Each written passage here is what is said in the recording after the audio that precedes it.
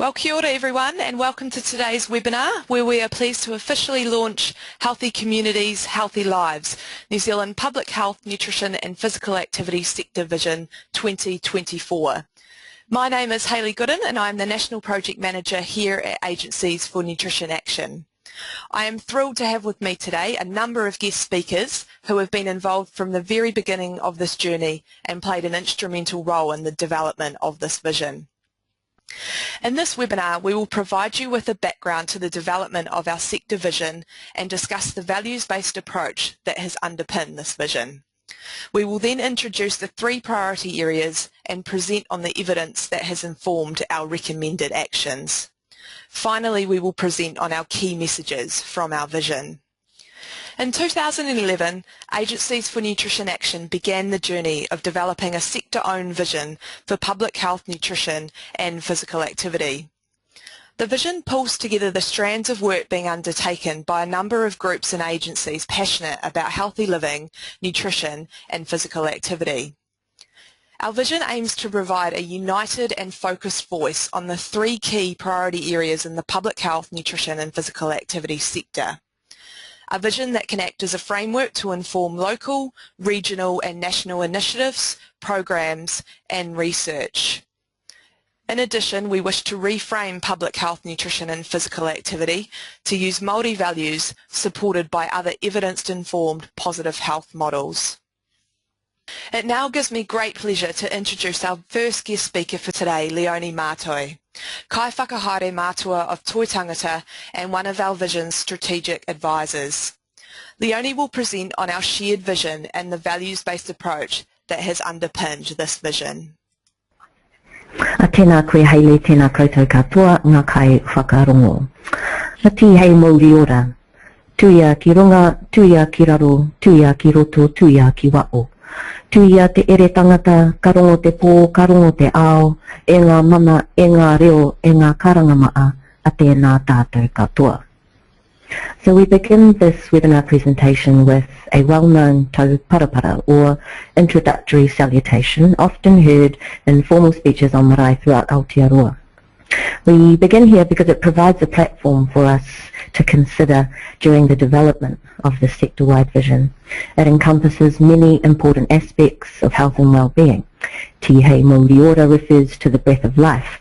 Māori is a life force that all living things share. Tuia means to bind, signifying the importance of connections between people. E ngā mana indicates that everyone has their own mana, their own talent and their own contribution. E ngā reo represents that everyone has their own language, their own voice and their own belief. Therefore, within this tauparapara, the tapu, the mana and the whakapapa of the listener is acknowledged. It is from these key notions of Māori humanism that we began the discussion of reframing public health, nutrition and physical activity with our vision. A vision where you can bring your own talents, your own contributions, your own language, your own voice and your own beliefs toward realizing that we can achieve a country and a society where we are all supported to live, learn, work and grow in environments that support healthy eating. The ideal foundation from which to launch wellbeing initiatives are in environments where there are positive relationships and social harmony. Happy homes, enjoyable workplaces, safe communities are all based on healthy positive relationships. Strengthening whānau and communities has to be a major focus in public health, nutrition and physical activity. Strong whānau and communities can identify for themselves issues and be empowered to develop their own solutions. When relationships are strong within whānau and communities, there is a sense of responsibility to one another, giving health initiatives more persuasive powers. The whenua tangata or human strands also recognises that healthy relationships can lead to positive health and positive health can lead to healthy relationships. So this vision that we see where we all live, learn, work and grow in environments that support healthy eating and physical activity relies on your ability to develop relationships across agencies and across communities and we believe that the 3 priority areas identified by the sector provides the framework for this to happen, and my colleagues will describe these priority areas in more detail shortly. So according to Manuka Hinari, Māori humanism offers the following fundamental principles of life and well-being. Each person has value because of their intrinsic tapu and mana. Tapu is existence or being with potentiality for mana, the power to act in the world.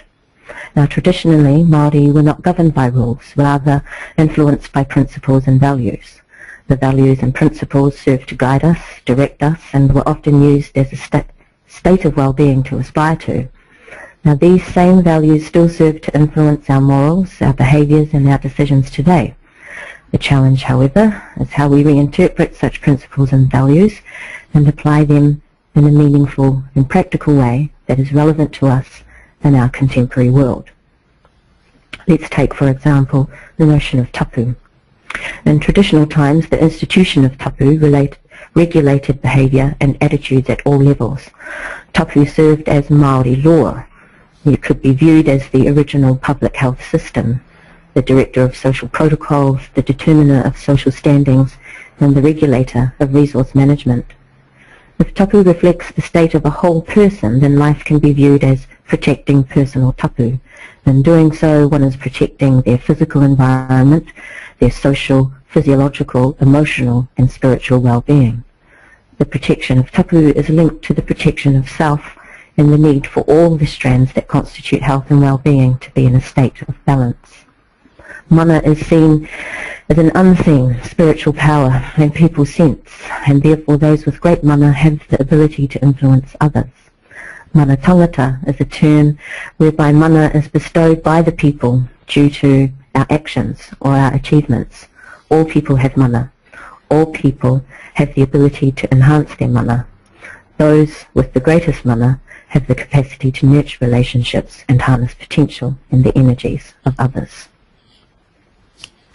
In Aotearoa, New Zealand, creating an environment where knowledge is accessible to all, where people are enabled to explore their own potential, to realise their own mana and therefore have a sense of control over one's life is imperative.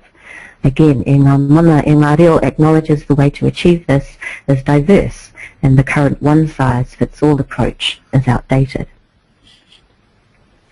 Let me talk a little bit about whakapapa. Now literally, whakapapa means genealogy, but to te iwi Māori it is much more. Whakapapa has several underlying ideologies that are highly relevant today. Through whakawhanaungatanga, we become whanaunga or become near kin through shared experiences and positive relationships. This relationship can occur in any community. People can share common aspirations and come together for a common purpose. If people have a sense of belonging to a community, then they will also share a responsibility to that community. We are social creatures, and our well-being is based on the quality of our relationships with others.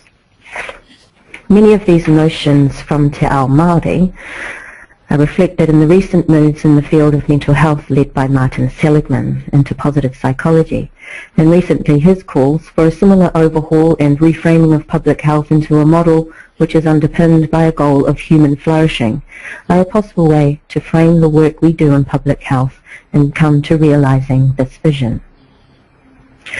When the underlying principles of Te Ao Māori and positive psychology are considered, we see an emphasis first on changing the language from deficit to engagement.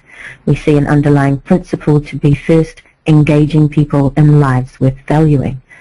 The underlying principles of this positive health model are to start with helping people engage in life. This is underpinned by healthy eating and physical activity as fundamental to human physical, psychological and social flourishing. This positive health model, presented by Martin Seligman, converges on existing Indigenous models of health, especially Māori health, as both are essentially values-based. Similarly, Michael Marmont, a leader in social determinants of health, recently commented in an Auckland symposium that we need to help people live lives they have reason to value. This language again reorients public health talk and converges nicely on both positive health frameworks and Māori health frameworks. So true well-being is a holistic fabric comprising many entwining, interrelated strands. And this is what we've called whenua tangata, human strands. By valuing the tapu nature of the person and their mauri, you are recognizing their many strands, including the physical, physiological, emotional, social, and spiritual strands. No one aspect sits alone, as they are all connected in some way, and therefore a focus on one will impact on another. I'm excited by what this vision and the principles and values underpinning it can offer for us in public health, nutrition and physical activity. I'm excited because I believe this vision provides the appropriate context for a new narrative, a new dialogue on areas where whānau ora and public health, nutrition and physical activity meet. I look forward to engaging in this dialogue and fostering intersectoral relationships across the 3 priority areas toward collective action and collective impact. Nō reira, tēnā koutou katoa. Back over to you, Hayley. Kia ora, Leonie. We've just had one question from our attendees for you, and that was, how will our vision address the needs of the fastest growing cohort in New Zealand, our senior citizens aged 65 and over?